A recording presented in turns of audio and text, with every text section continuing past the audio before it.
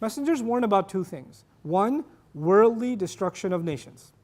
Two, the worst destruction than that, the resurrection punishment that's coming thereafter. So it's two parts. And you'll see in Meccan surahs, they interplay with each other. As far as Allah is concerned, one is just a preview to the next. So the fact that Nuh's nation was flooded is a preview to what's going to happen when they are raised. Right? So they're not one or the other, it's one then the other. أعوذ بالله من الشيطان الرجيم بسم الله الرحمن الرحيم قاف والقرآن المجيد بل عجبوا أن جاءهم منذر منهم فقال الكافرون هذا شيء عجيب رب اشرح لي صدري ويسر لي أمري واحلل عقدة من لساني يفقهوا قولي آمين يا رب العالمين ثم أما بعد. Once again everyone, Assalamu alaikum wa rahmatullahi wa barakatuh. Allah has given this incredible, noble Qur'an, and He called upon it as evidence. You make your own conclusions, but instead of pondering upon this Qur'an, and instead of thinking about the majesty that it's giving you, instead the word bal is used. In other words, they didn't give it a chance. They didn't ponder upon it. They didn't think about it. And instead, عَجِبُوا أَنْ جَاءَهُمْ مُنذِرٌ مِّنْهُمْ. They found it strange that a warner came to them from among themselves. مُنذِرٌ مِّن جِنسِهِمْ لَا مِن جِنسِ الْمَلَكِ. One of the ways it's interpreted is, how come no angel came? How come a warner came from among ourselves? It needs to be understood here that they didn't use the word messenger. How come a messenger came to them from among ourselves? Right? Or from among themselves. Rather, a warner came, a munzir came from among themselves. This sets the tone for the rest of this surah. A warning is about an imminent threat, a danger that is coming. And the danger that is coming, first of all, is their own death and what is going to transpire thereafter. But there are two, in the Qur'an, when you talk about nations being preached to, when they're being given a message by any messenger, messengers always talk about two different dangers. Two different dangers. One danger is long term, which is the day of judgment and whatever happens thereafter, which means day of judgment connected with hellfire. Right? That's the danger. But the other danger is a messenger is here, which means you guys are on the brink of worldly destruction as well. The formula in the Qur'an is as follows. It's, if you don't study it carefully, you get the opposite conclusion of what I'm going to say. And I'll start with the opposite conclusion. Messengers came, people didn't listen, nations got destroyed. That means when messengers come, what's coming soon? Destruction's coming soon. So messengers might as well be the angels of death and destruction, because once they come, things are going to go bad. And even Sunday school kids know, we know Nuh came and they drowned. We know Hud came and Lut and Messenger, doom. Messenger, doom. Messenger, doom. Isn't it? And you get this picture where you associate messengers with what? With doom. And that's a really big problem. The right way of looking at it, the way the Qur'an paints this picture, is that Allah gave all societies a chance to flourish. And then societies took an evil turn. Societies glorified bad things. زَيَّنَ لَهُمُ الشَّيْطَانَ أَعْمَالَهُم. Their evil deeds were beautified to them by the shaitan, by the devil. And they would embrace those evil deeds, encourage each other to those evil deeds, to the point where that society is on the brink of destruction. They're going to fall apart anyway. And it is when they reach that brink of destruction is when Allah sends a messenger in hopes of turning the tide and saying, guys, you're heading towards destruction. I'm here to try to stop you. I'm here to try to help you. Pretty much every time, did they listen to those messengers or no? They didn't, and they ended up where they were going to end up. The point that's being made in the Qur'an is not messengers came and they were destroyed, it's messengers came and even though they came, they were destroyed. The point being made is they tried to stop the destruction from happening. The fact that they're telling you that this building is falling apart is not their fault. You're the one not taking care of the building. When you don't listen to their warnings and it falls apart, you don't say, well, the last thing I remember is the guy was telling us the building's going to fall apart and then it fell apart. Like how people blame the weather forecaster. I'm just telling you what's coming. I'm giving you ample time to prepare yourselves and fix the problem. That's what messengers came to do. So once again, summarizing. Messengers warn about two things. One, worldly destruction of nations. Two, the worst destruction than that, the resurrection punishment that's coming thereafter. So it's two parts. And you'll see in Meccan surahs, they interplay with each other. As far as Allah is concerned, one is just a preview to the next. So the fact that Nuh's nation was flooded is a preview to what's going to happen when they are raised. Right? So they're not one or the other, it's one then the other. So when Allah talks, if he talks in some surah about a nation being destroyed in this world, then He doesn't even have to say what happened to them afterwards. That's already understood. That's already lazim and malzoom. It just necessarily leads to it, okay? Al-ajab, now, bal ajibu, they found it strange. Allah doesn't say who. When you use a pronoun like they, then you're saying, you didn't say the disbelievers found it strange. He just says they found it strange. So it's actually a comment about all of Makkah. First of all, it's a comment about all of Makkah. Everybody found it weird that a man from among them, who's lived among them 40 years, who they know so well, all of a sudden comes and gives them warnings. Mundhirun, he's among us. You know, look at it generally, warnings have to come from the outside. You have to tune into some broadcast, some announcement that you don't have access to get a warning. Back in the day, if you were going to get a warning about a tribe attacking or some enemy coming, it would have to be someone who was outside, who saw the enemy coming. And then they came running back in and said, by the way guys, there's an enemy coming. If you notice, the Prophet ﷺ did this. He stood on the top of the mount, and in one of his first preaching sermons, he said, Wa sabaha, I swear by the morning that's coming. And when they heard that, they thought, man, other side of the mountain, by morning the enemy will be here. They all gathered. And even the Prophet ﷺ asked that rhetorical question, if I was to tell you there's an emerging army on the other side of this mountain, would you believe me? And they said, yes, we would. You know why? Because if he's on top of the mountain, he sees it. He sees it. But then he preached to them about something entirely different. The point is, if one of you, with no phone devices, because now we have things that connect us to the outside world. But imagine there aren't those things. And you're sitting in this room and one of you says, by the way, there's an army coming this way. Like, where'd you get this news? Is it on your phone? Somebody text you? No. I just know. Who are you to warn? You're sitting among us. So the idea that there's someone warning us who's from among us is weird.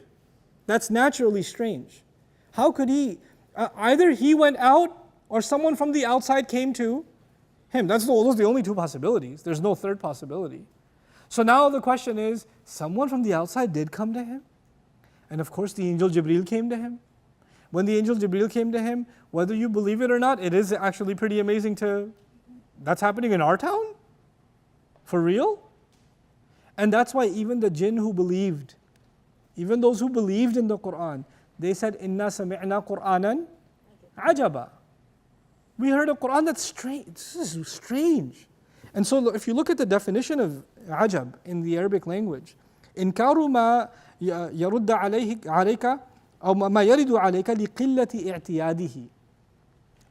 It is actually denying something that has happened to you because it rarely ever happens. It's so unlikely that it would happen. Guys, sorry for the interruption in the middle of this lecture. Just before you continue, I want to let you know and encourage you that I want you to sign up for BayyinahTV.com and help others sign up or even sponsor students for BayyinahTV.com so we can create worldwide communities of students that are studying the meanings and the benefit and the wisdom of the Quran and are, inshallah ta'ala, spreading that in their own circles. Thanks so much. This is the idea of something strange to the Arabs. How could it be? This is completely not normal, right? Now, by saying ajibu, Allah is saying that it sent shockwaves across all of the region. Everybody's saying, He's saying that He gets a message, He gets an angel talking to him. Now that message is made up of three things that are hard to believe. What are those three things? Allah, afterlife, and actually of them the hardest to believe is revelation. Believing in God, pretty common. Believing in some afterlife, pretty common. Believing that you get an angel talking to you from the sky, that's kind of hard to accept. You understand? So that third part is actually what everything else hinges on. It's actually belief in revelation that sets the tone for our belief in God and belief in the afterlife. It is the one that people are skeptical about the most. That's the one that people are skeptical about the most. For example, if somebody doesn't believe in the afterlife, you should not be arguing about the afterlife. That's actually a consequence of something before it. What is before it is, do you believe in God? Well, if you believe in a God, do you believe in an all-powerful God? okay, well, if you believe in an all-powerful God, then at the very least you'll believe that an afterlife is possible. We got that far. Now there's still a step missing. Well, how do you know, even if there is a God? Fine, I believe in a God, and I believe He's all-powerful. He can create an afterlife if He wants. How do you know there's a heaven? He created a heaven or a hell. How do I know He didn't just create a different planet? He's just going to move us from here to there, or we're going to, come back as cockroaches or, cats, reincarnation. How do you know that your concept of what's going to happen is right, and my imagination of what's going to happen is wrong? Well, the only thing that can solve that problem is if God Himself tells me what's going to happen, right? So there's afterlife. I'm not sure. Well, maybe there is a God, fine. If there is a God, there's a possibility of an afterlife. Well, the only way you'll know what that afterlife looks like is through what? Revelation. The only thing that can solve that problem is revelation. I can have some concept of what that afterlife looks like. Somebody else can have some other concept. Hindus have their concept of afterlife too, right? The Christian concept of afterlife is very different from the Jewish concept of the afterlife. It is. They're two very different views. وَهُمْ يَتْلُونَ الْكِتَابِ, even though they read the same book. That's very different from the Muslim concept of the afterlife. So it's going to have to be solved by revelation. So now they find it strange that a warner came to them from among themselves. So of the things that he's talking about, the thing they find the most strange is the warning. They're not so much worried about belief in God. Why is He giving us warnings? Now, is the Quran only full of warnings? And did it come originally just to warn? Actually, the Quran says, Bashiran wa nadhira. You came to give good news and to give warning. So the Quran originally came to do what? Give good news. To give good news. Now, and we already read that the Quran came to dignify people. The thing is, does it include warning? Yes. They reduced all of the message of the Quran to what? Warning. Allah is saying, I was trying to talk to you with dignity, and part of that dignity was warning you. Not the only thing, but part of it was warning you. By the way, how is warning someone dignifying someone? Listen, I respect you, and out of respect for you, I'm telling you that you need to file your taxes soon because they're pretty tough in Texas. You're going to end up in court. I wouldn't want you to be in court. So, I'm a lawyer, I'm a tax accountant, I'm just letting you know, I noticed that you haven't filed. Just letting you, when somebody warns you, are they humiliating you or saving you from humiliation? They're saving you from humiliation. Even the warnings in the Quran are there to save you from humiliation. But when somebody is narrow-minded and they don't want to listen, they say, I felt really insulted when he talked to me about me getting my taxes straightened out or this and that. You're like, all you can think about is the fact that you were warned. You dismiss everything else. So notice the Quran is full of majd, but they've reduced it to just indar, just warning. It's so strange that He warns us. Why does He warn us? You would think the Quran, if you warn someone and they're offended, then the Quran should change its stance. Okay, let me be softer on you. Let me not give you warnings. Because that's what we do. When we talk to someone, we think about, well, if I tell them straight what it is they need to hear, they might get offended. So maybe I should not talk to them directly. But part of you respecting someone is you being clear and transparent and open with them. You tell them what they need to hear. The thought that crosses our mind, maybe I shouldn't say anything? And we think maybe I shouldn't say anything out of respect? The Quran flips that equation and says it's because Allah respects the human being, He says it like it is. Part of me respecting you is me being open with you. That's part of me respecting you. Even if I have to tell you the ugly truth. It is out of respect for you that I'm sincerely telling you like it is. That's how I see it. We have this superfluous, superficial kind of let's just not say something, or let's ignore the warning side or the ugly truth side of it because we wouldn't want to hurt somebody's feelings. And then we say we did this out of respect. Allah is changing that equation. Our transparency, our honesty does not take away respect. بَلْ عَجِبُوا أَنْ جَاءَهُمْ مُنْذِرٌ مِّنْهُمْ. They say then, the next words are not فَقَالُوا هَذَا شَيْءٌ عَجِيبٌ. I was baffled by this. They found it strange that a warner came to them among themselves. Thus they said, this is a strange thing. No, So the disbelievers said, this is a strange thing. In language, first you mention a noun, then you mention a pronoun. Not the other way around. You say, once upon a time, there was a king. He was powerful. You don't say, he was powerful, the king went along. You mention king, then you use he. Isn't it? So you're expecting disbelievers and then they. What does the ayah do? They and then disbelievers. It flips it. This flip is important because now we're learning when he says they, he's referring to a large gathering. He's referring to everybody in Makkah. Some of those people are finding it strange initially that a warner did come, but they might even accept. It is strange for the rest of that society. But within them there's a group. Which group is this? Disbelievers. They're not just going to say it's strange, they're going to vocalize their criticism. See, the first group found it strange, but they're quiet. The second group came out and started talking. And the first thing that came out of their mouth is, هَذَا شَيْءٌ عَجِيبٌ. This is a strange thing. This is pretty strange. Now, what is strange, we don't know yet. It's going to be explained in the next ayah. But before we even say it, they've already criticized it. This is pretty weird. This is a weird thing. The word this, by the way, as opposed to that. What's the difference between this and that? Anybody know? This is near and that is far. So we're going to pay attention to that. The word هذا means this. The word ذَلِكَ means that. The next ayah will have ذَلِكَ رَجْعٌ بَعِيدٌ. It's going to have the word that. That's important. Why? Because they're saying, we've heard this enough times, this warning and this whatever is being told is actually in close proximity to us. We've internalized what you're saying, at least to the point where we understand your point even though we don't accept it. So they say هذا, not ذَلِكَ شَيْءٌ عَجِيبٌ, but هذا شَيْءٌ عَجِيبٌ. تَعَجَّبُوا أَنْ يُبْعَثُوا بَعْدَ مَوْتِهِمْ. Like Ibn Kathir would say, they found it strange that they're going to be raised after they die. So now look, أَإِذَا مِتْنَا وَكُنَّا تُرَابًا. When eventually we're going to be dead, and when, by the way, idha also means when all of a sudden we're going to be dead, and we're going to be turned into dust, dirt. Kunna turaban, we will be transformed and become nothing more than dirt. ذَلِكَ رَجْعٌ بَعِيدٌ. That is a far-fetched return. In the Arabic language, the word ba'id also means mustahil.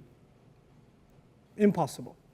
Ba'id, which means far away, also means impossible. Okay? So wal-istifhamu, first of all, musta'malun fi at-ta'jibi wal-ibtal. The question is being used to express how weird they think this is, how strange they think it is, and also how it's impossible, it doesn't make any sense. In other words, in language, sometimes you pose a question to make someone feel stupid. Oh, you're gonna teach me? Oh, he's gonna, when you put it like, oh, we're gonna die and be brought back. Huh. أَإِذَا مِتْنَا وَكُنَّا تُرَابًا. Really? This is interesting. This is strange. That when we're dead and we're reduced to nothing more than dirt, that must be a really long way back we're going to come back. ذَلِكَ رَجْعٌ بَعِيدٌ. By the way, ba'id also ba'id al-zaman. Why? Because you don't just get buried and turn into dirt. How long does it take before a corpse is turned into just dirt and there's nothing left? Decades, maybe centuries. And then he says, from all the way that, we're going to be brought back, from that far away. يَقُولُ هَذَا أَمْرٌ بَعِيدٌ لَا يَتَصَوَّرُهُ الْعَقْلُ. I can't even imagine it. فهم تارة ينكرون إنكارا مطلقا ويقولون هذا محال وتارة يقولون هذا بعيد كما يقولون أبعد من عقاب الجو. Right? So they say, in Arabic they say هذا محال, this is impossible. هذا بعيد, this is far-fetched. Far-fetched means, I'm translating it in the English idiom, it's impossible. The Arabs have an expression, farther than the falcon in the sky. What that means is it's impossible to catch the falcon with your arms. So, farther than that. Now, ba'id, they also say, لِأَنَّهُ لَا يُمْكِنْ تَمْيِيزُ تُرَابِنَا عَنْ بَقِيَّةِ التُّرَابِ. This is pretty epic. It's going to come back to hit us later. They say, when we're dead and our body starts decaying and starts mixing with the dirt, some of those specks of dirt were our body once. And some of those specks of dirt were always dirt. Yeah? And now when you dig up that dirt, it's just dirt. I don't know which speck was me and which speck was the dirt. how are you going to bring me back? You'd first have to sift through it and find the original organic matter that was once me. And then even if you put all of those, I mean, Razi went that far. Razi's like, let's imagine how they thought. He's like, okay, so what if you could pick all those specks of dust out and put them together? Now there's this mound that used to be you. Now what? Who's going to mold this back into my body? And even if you did somehow, which is impossible, who's going to breathe life back into it? You know, I don't understand how this can ever happen. ذَلِكَ رَجْعٌ بَعِيدٌ. Then the other thing, what they found strange was, why are you giving me warnings about what will happen after I die? The only warning I should ever get is that I will die. I don't care about, once I'm dead, I don't need no warnings. I'm already dead. This is so strange that you're trying to warn me about something that it's too late. You know, for them, life is to be preserved, and to them, life is what you're living now. The only time they've heard warnings are warnings that put their immediate life in danger. How are you warning me about what's going to happen in my grave? I know I'm going to get eaten up. It's going to be bad. So what? وَقَالُوا أَإِذَا ضَلَلْنَا فِي الْأَرْضِ أَإِنَّا لَفِي خَلْقٍ جَدِيدٍ. Another place in the Quran. They say when we are lost inside of the earth, when we're lost, you can't even find remnants of us. We're going to be brought a new creation. بَلْ هُمْ بِلِقَاءِ رَبِّهِمْ كَافِرُونَ. No, instead they're completely in denial of meeting with their master. So now the word raja', ذَلِكَ رَجْعٌ بَعِيدٌ. Arabic language is cool. It's, you know, I'll give you some English words. They're hard, but I'll make them easy to understand. The word raja' can be transitive and intransitive. It's lazim and muta'addi. What that means is it affects oneself or affects another. Now let me tell you that in simple English. ذَلِكَ رَجْعٌ بَعِيدٌ could mean that is a very far-fetched way for me to come back myself. I ain't coming back that way. It could also mean that is a very far-fetched way for me to be brought back. Not just for me to come back, but also for me to be brought back. Like what force is going to bring me back? You're thinking, first of all, I'm in charge of bringing myself back. I'm not coming back. I don't think I'm going to be capable. And no force is going to be capable of bringing me back. No power is going to be capable of bringing me back. In the Hadith Qudsi, the Prophet says, sallallahu alaihi wasallam, "Laysa awwal al-khalq bi ahwana alayya min i'adatihi." Allah says, the Prophet is paraphrasing what Allah says, the first creation is not more difficult on me than bringing it back the second time. The logic of the Quran is natural. What that means is when I do something for the first time, it's harder. When I do it a second time, it's easier. Right? If you ask me, even as a teacher, if you were to ask me to teach a particular surah, the first time it's going to be exhausting. The second time, much easier.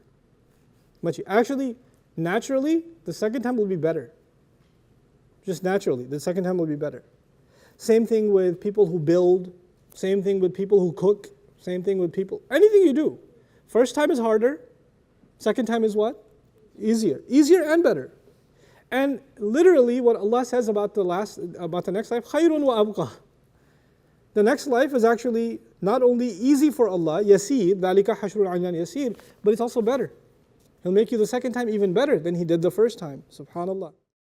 Assalamu alaikum everyone. There are almost 50,000 students around the world that are interested, on top of the students we have, in studying the Quran and its meanings and being able to learn that and share that with family and friends. And they need sponsorships, which is not very expensive. So if you can help sponsor students on Bayyinah TV, please do so and visit our sponsorship page. I appreciate it so much and pray that Allah gives our mission success and we're able to share the meanings of the Quran and the beauty of it the world over.